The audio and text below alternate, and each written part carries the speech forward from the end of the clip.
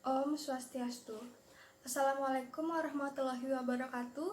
Shalom, nama budaya, salam kebajikan, salam sejahtera bagi kita semua. Terima kasih atas kesempatan yang telah diberikan kepada saya. Di sini saya akan membawakan sebuah presentasi mengenai komunikasi efektif. Namun sebelum itu izinkan saya untuk memperkenalkan diri. Nama saya Kade Indra Trisna Dewi dengan NIM 026 dari kelas 2A, program studi Diploma 3, jurusan Teknologi Laboratorium Medis. Baik, kita mulai presentasinya. Pertama, sebelum kita belajar komunikasi efektif, kita harus tahu apa itu komunikasi. Komunikasi adalah suatu proses penyampaian informasi berupa pesan, ide atau gagasan dari satu pihak ke pihak lainnya. Pada umumnya, komunikasi dilakukan secara lisan atau verbal yang dapat dimengerti oleh kedua belah pihak. Nah, komunikasi ini akan dapat berhasil apabila sekiranya timbul saling pengertian, yaitu jika kedua belah pihak, si pengirim dan si penerima informasi dapat memahaminya. Selanjutnya, pengertian dari komunikasi efektif yaitu komunikasi yang mampu menghasilkan perubahan sikap pada orang yang terlibat dalam komunikasi. Proses komunikasi efektif artinya proses di mana komunikator dan komunikan saling bertukar informasi, ide, kepercayaan, perasaan, dan sikap antara dua orang atau kelompok yang hasilnya sesuai dengan harapan. Nah, komunikasi yang efektif hanya dapat terjadi jika komunikator dan komunikan memiliki persamaan dalam pengertian, sikap, dan bahasa. Sebuah komunikasi dapat dikatakan efektif apabila pesan dapat diterima dan dimengerti serta dipahami sebagaimana yang dimaksud oleh pengirimnya. Kemudian, pesan yang disampaikan oleh pengirim dapat disetujui oleh penerima dan ditindaklanjuti dengan perbuatan yang diminati oleh pengirim, serta tidak ada hambatan yang berarti untuk melakukan apa yang seharusnya dilakukan untuk menindaklanjuti pesan yang dikirim.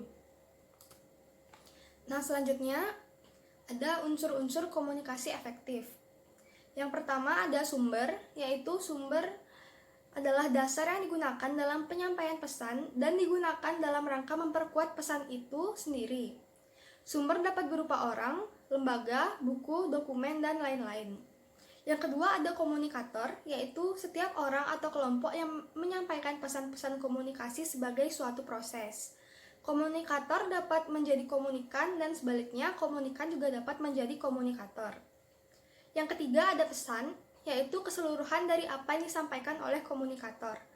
Inti pesan menjadi pengarah dalam usaha mencoba mengubah sikap dan tingkah laku komunikan.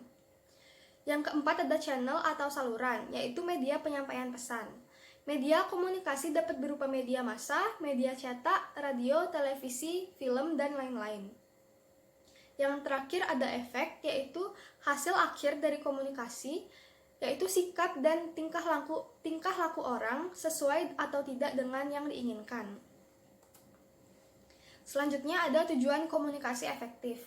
Yang pertama yaitu informasi atau pesan yang disampaikan komunikator dapat dimengerti oleh komunikan. Hal ini dilakukan dengan cara komunikator perlu menjelaskan pesan utama dengan sejelas-jelasnya dan sedetail mungkin. Yang kedua, menggerakkan orang lain untuk melakukan sesuatu sesuai dengan yang diinginkannya.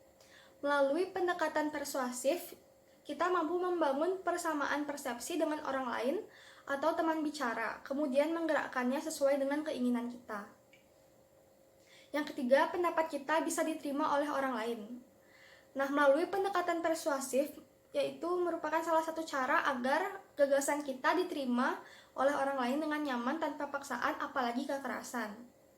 Nah, yang keempat, komunikasi yang berhasil mencapai sasaran dengan respon yang sesuai dengan tujuan komunikasi individu tersebut. Melalui kemampuan yang dimiliki oleh komunikator untuk mengungkapkan keinginan, ide, perasaan, pikiran, atau pendapat dengan persepsi yang sama. Selanjutnya ada fungsi komunikasi efektif. Terdapat 5 fungsi. Yang pertama ada fungsi informasi, yaitu untuk memberitahukan sesuatu seperti pesan kepada pihak tertentu dengan maksud agar komunikan dapat memahaminya. Yang kedua ada fungsi ekspresi, yaitu sebagai wujud ungkapan perasaan atau pikiran komunikator atas apa yang dia pahami terhadap sesuatu hal atau permasalahan. Yang ketiga ada fungsi kontrol, yaitu menghindari terjadinya sesuatu yang tidak diinginkan dengan memberi pesan berupa perintah, peringatan, penilaian, dan juga lain sebagainya.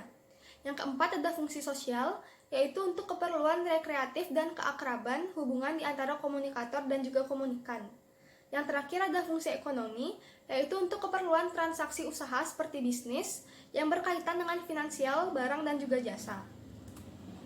Nah, di sini ada aturan dan kaidah komunikasi efektif. Ada 5. Yang pertama yaitu respect, yaitu sikap menghargai setiap individu yang menjadi sasaran pesan yang kita sampaikan.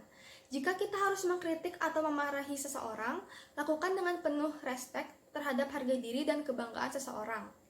Yang kedua ada empati, yaitu kemampuan menempatkan diri pada situasi atau kondisi yang dihadapi orang lain.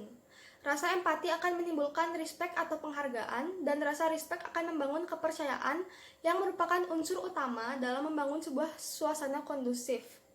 Yang ketiga ada audible, yaitu dapat didengarkan atau bisa dimengerti dengan baik. Sebuah pesan harus dapat disampaikan dengan cara atau sikap yang bisa diterima oleh si penerima pesan. Raut muka yang cerah, bahasa tubuh yang baik, kata-kata yang sopan, atau cara menunjuk termasuk dalam komunikasi audible.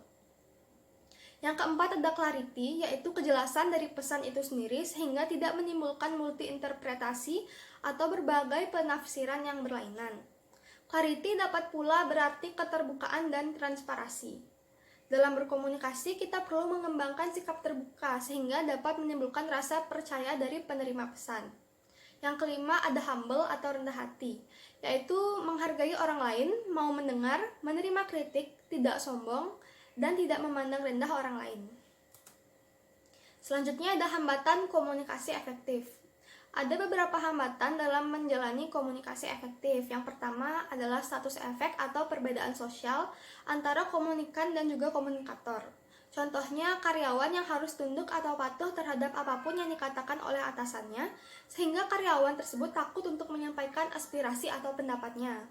Yang kedua ada problem semantik, yaitu menyangkut bahasa yang digunakan komunikator dalam menyampaikan pesan. Kesalahan penyebutan bisa mengakibatkan sebuah kesalahpahaman dan juga beda penafsiran. Yang ketiga yaitu distorsi persepsi, disebabkan perbedaan cara pandang yang sempit pada diri sendiri dan juga perbedaan cara berpikir pada orang lain.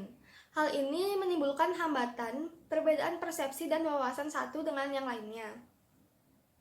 Yang keempat ada perbedaan budaya, yaitu dalam suatu organisasi terdapat beberapa suku, ras, dan juga bahasa serta agama yang berbeda, sehingga ada beberapa penggunaan kata yang memiliki arti berbeda pada setiap suku kata. Yang kelima ada gangguan fisik, yaitu gangguan lingkungan fisik seperti suara riuh orang-orang, suara petir, hujan, dan juga cahaya yang kurang jelas.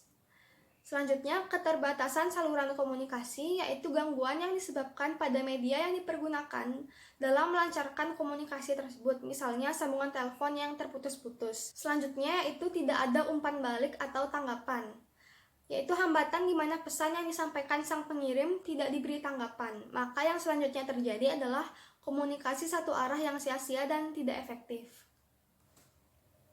Sekian presentasi dari saya, mohon maaf bila ada kesalahan dalam pengucapan kata ataupun kalimat.